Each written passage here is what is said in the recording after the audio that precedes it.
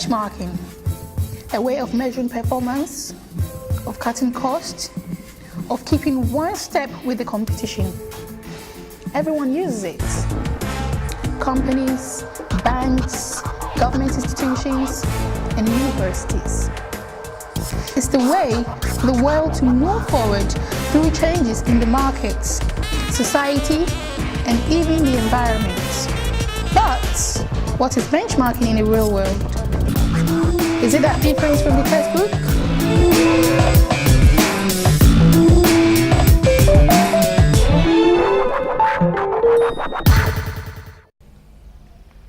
Good evening. Tonight on The Biz, we look at how the real world businesses practice benchmarking, the whys, the hows, and the differences from the theory. We will take a leading supermarket, Asda, to tell us how benchmarking and total quality management affects the core business components, such as the cost structure, the marketing strategy, and the evolution of the firm.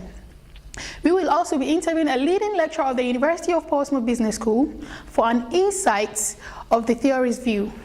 But first, we introduce the topic of benchmarking, the procedure and the benefits of a well-practiced and renowned business strategy. As mentioned earlier, benchmarking is a well-practiced system used by many organizations. Basically, it consists of comparing key performance indicators like return on equity or profit margins of your organizations with those from competitors, other internal departments, and industry norms. So, for example, Company A would look to its competitors to see how well they're doing relative to the markets. They can then see what the competitors are doing to achieve their targets, to gain competitive advantage and try to adopt the same procedures in order to help improve performance. It is the same with departments within a particular firm. Many corporate strategies involve provoking competition between departments as a way of stimulating continuous improvement. Benchmarking plays a major role in this, where departments will compare figures and try to outdo each other. This way, organizations work to stay in line with its competitors and not fall behind.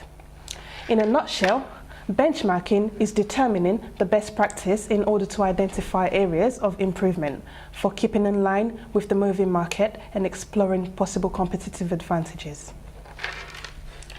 So, why do we benchmark? What are the advantages of benchmarking? Are there any limitations?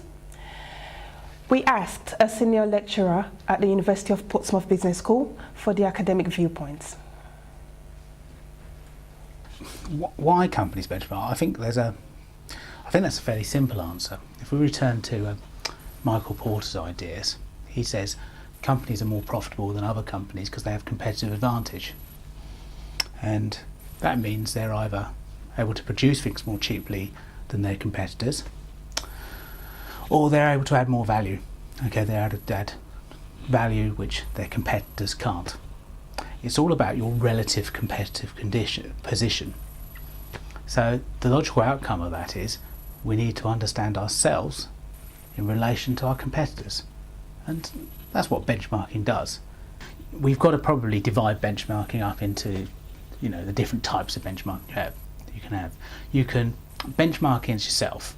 I don't know, you can benchmark one store against another, one department against another, one country against another.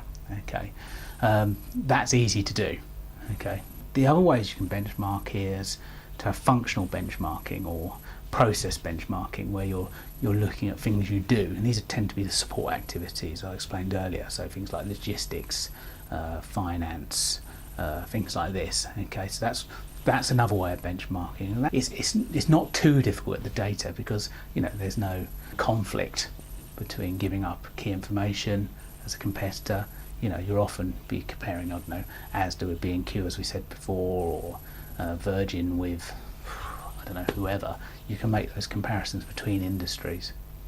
Probably the hardest type of benchmarking to do is competitor benchmarking, because, who's going to give that data up? You've got to be very smart how you get that data. You can do things like reverse engineering, you can do things like value chain analysis. It really does cross over into the world of competitor accounting then, okay, when you're doing benchmarking on your direct competitors, because why would they give that data up? I think benchmarking should be viewed as a control system in its own right. I think it's logical to have it as part of your other control systems, your balanced scorecard or your budgeting system or whatever. Okay, these are targets we should be aiming for, and they should be part of that. We should be aiming to be better than our competitors as organisations. We should be aiming to be the best in our industry. Okay, so I think they shouldn't be benchmarking or budgeting, benchmarking or balanced scorecard, or benchmarking or and your key performance indicators. They should form part of that. It's really difficult to prove the effectiveness of any management technique. Okay, balanced scorecard, activity-based costing, benchmarking. Okay, the empirical tests, they sort of say, cut words of I don't know, things like it appears that benchmarking would improve performance, or the data indicates this improvement or that improvement. Okay, so it's really difficult to say company A has put benchmarking in and suddenly their earnings per share has gone through the roof because of benchmarking. Okay, really difficult to prove that. But I think the thing benchmarking has in its favour is there's a theory behind it. This is not just a fad. Okay, companies need competitive advantages. It's an economic fact. But to get competitive advantage, we need to understand our competitors, and benchmarking is a way of doing that. So I think there are good logical reasons to put it in, and I would suggest the amount of organisations that implement benchmarking point towards it working, point towards having some benefit for the organisation.